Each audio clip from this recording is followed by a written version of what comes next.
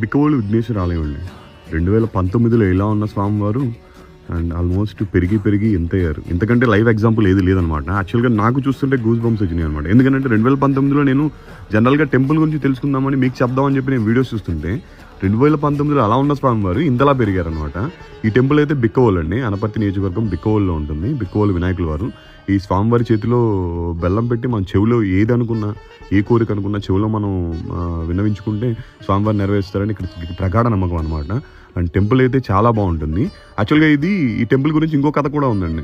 అంటే కొంతమంది పిల్లలు ఆడుకుంటూ, అంటే ఇదంతా కూడా ఒక పంట పొలాల్లో ఉంటుంది. కొంతమంది పిల్లలు ఆడుకుంటూ ఒక వినాయకుల వారి బొమ్మ కనబడిందంట.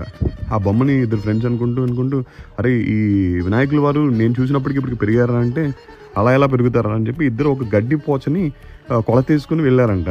మళ్ళీ నెక్స్ట్ డేకి చూసినప్పటికీ వినాయకుల వారు దానికంటే కొద్దిగా హైట్ పెరుగున్నారంట. అప్పటి నుంచి అలా ప్రాచుర్యం